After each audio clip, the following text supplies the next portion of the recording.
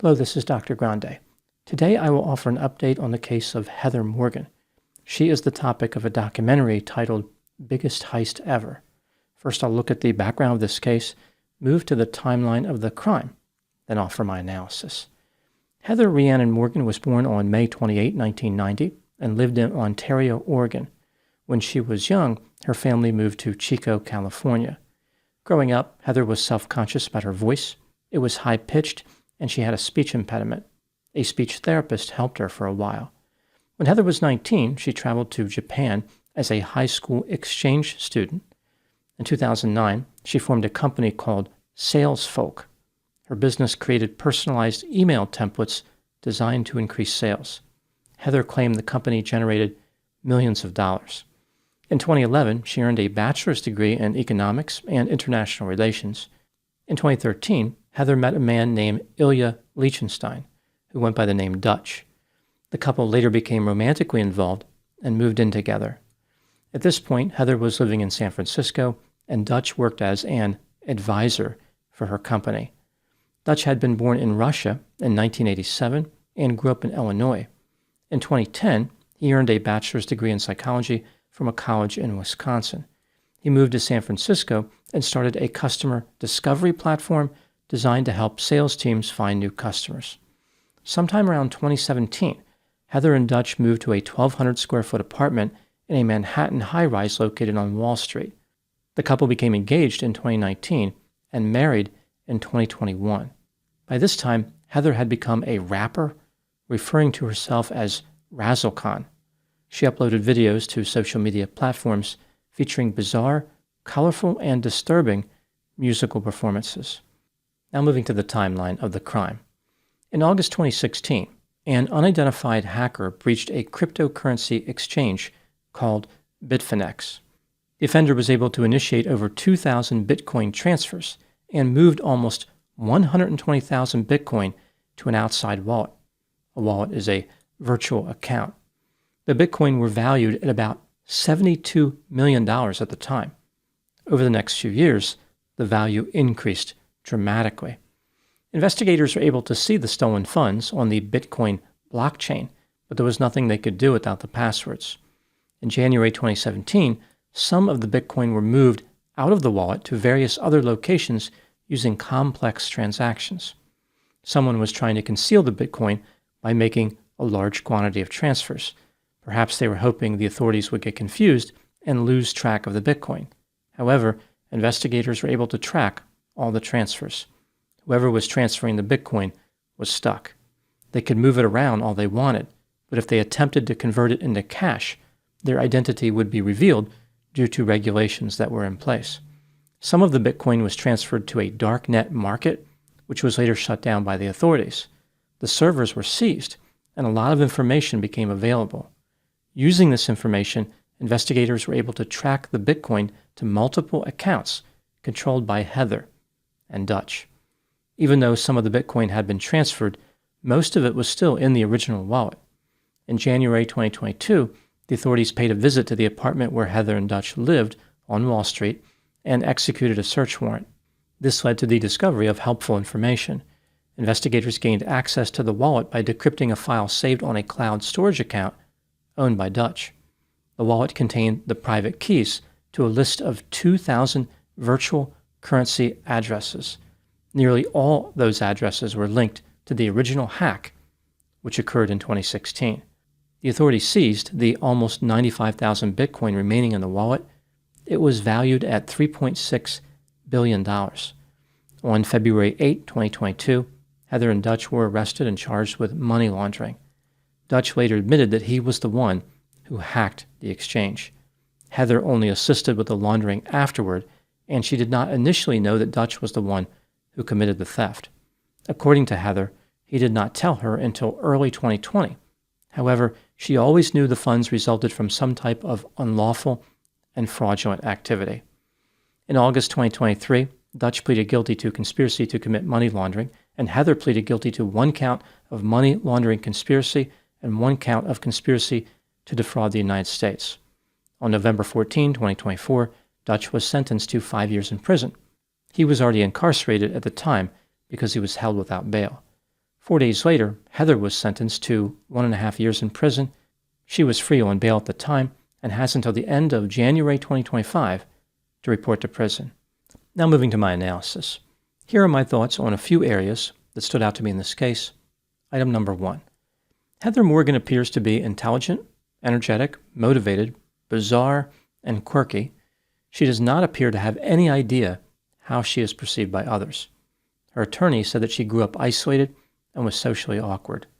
According to Heather, she created the Razzle Khan character after feeling burned out.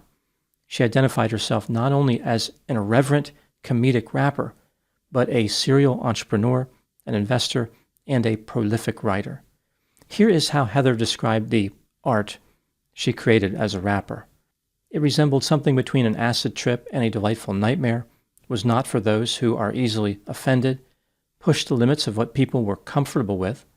Her style combines dark and disturbing concepts with dirty jokes and gestures. It will not be boring or mediocre, and Heather explores new frontiers of art, pushing the limits of what's possible. She is the crocodile of Wall Street and like Genghis Khan, but with more pizzazz. Heather desired to stick up for misfits and underdogs everywhere. Item number 2, Heather has released several videos on her YouTube channel, including videos that contain what she refers to as music. In her most popular video, she is on Wall Street in Manhattan with a few other people.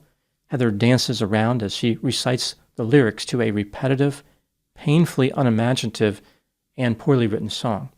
Onlookers who were unfortunate enough to be there when she was recording the video were undoubtedly shocked and amused at the same time. In January 2025, the same month of Heather's magical prison journey, she released a video titled Razzle Khan versus the United States. In the video, Heather dances around in a couple of different disturbing costumes. The description reveals the video was inspired by her bizarre experiences throughout the Bitfinex hacking case. Razzle Khan finally speaks out with cryptic messages, leaving clues for her razzlers to decipher. Her fans are referred to as razzlers. I guess this is in addition to being referred to as having bad taste in music. Throughout Heather's videos, she repeatedly engages in behavior that can be referred to as tacky, clueless, shameless, and cringeworthy. Item number 3. As I mentioned, Dutch was the hacker, and Heather only became involved afterward to help him launder the Bitcoin. By the time they were arrested, the original Bitcoin heist was valued at $4.5 billion. Again, $3.6 billion was still in the original wallet. Their efforts to launder were certainly complex, but they did not actually make any progress. They moved some of the Bitcoin to various accounts with fictitious identities. The couple created fake employees for companies they owned and paid these employees millions of dollars worth of Bitcoin.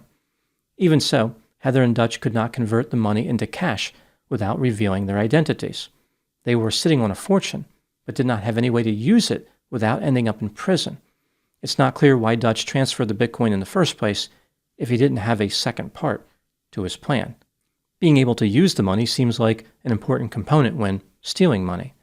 Ultimately, the couple was caught because they bought various gift cards, including a Walmart gift card. This was an unbelievably careless mistake, considering how intelligent they were. Another strange move occurred after the government raided the couple's apartment in January 2022. Instead of fleeing the country, which they could have done, Heather and Dutch stayed in New York. They were living in the same apartment when law enforcement returned to arrest them. Usually, when the government raids your residence, that's a bad sign as far as remaining free. Staying around made no sense at all. Heather and Dutch could have moved to a number of different countries, including Russia. Item number 4, was justice served in this case? Some people look at this case and say 1.5 years in prison for Heather and 5 years in prison for Dutch doesn't seem like a lot of time considering the Bitcoin was worth $4.5 billion. Now, of course, when Dutch took the Bitcoin in 2016, it was only worth $72 million, but that is still a massive amount of money to steal. There is a shroud of secrecy around certain components of this case. Due to national security concerns, not all the information is available.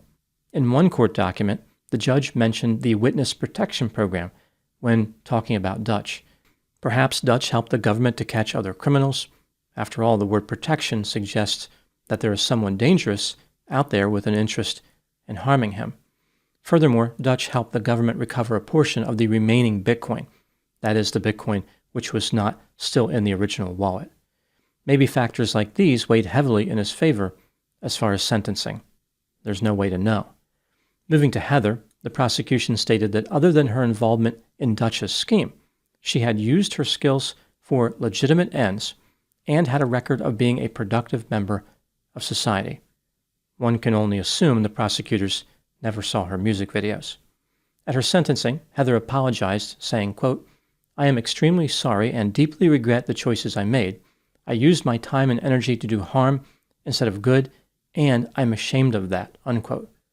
Speaking of being ashamed, it appears as though Heather has no plans on giving up her career as a rapper. After her sentencing, she said, quote, "Well, guess what? It's over, and I'm very excited that I will soon be telling my story, sharing my thoughts, and telling you more about the creative and other endeavors I've been working on," unquote. It's clear that Heather's reign of terror has not yet concluded. Item number 5, what do I think happened in this case? This is just a theory, my opinion. Heather Morgan had trouble fitting in when she was young. In order to compensate for a sense of inferiority, she wanted to become famous and wealthy. She attempted a number of lawful methods to achieve this. After Dutch approached her with the idea of money laundering, Heather agreed to break the law. This potential was always present. Heather was highly motivated and not particularly concerned with following the rules. She just needed the right opportunity to transform into a criminal. After getting stuck with no way to cash out the multi-billion-dollar Bitcoin fortune, Heather found herself in a strange position. Unbelievable wealth was in her reach, but she just could not get her hands around it. Nobody else could get the Bitcoin either, so she had time to work on the problem, along with her husband. As she devised various methods in an effort to launder the money, Heather felt like a criminal who had not gained anything, but a criminal nonetheless. She felt pressure to transform her outward and visible identity to the secret outlaw identity she was maintaining. She could not have the money, but at least she could have the notoriety. At least she could live the criminal lifestyle. This is why Heather invented the antisocial and rebellious Razzle-Khan persona. It made her behavior congruent with her feelings. Now she was being authentic again and not living a lie.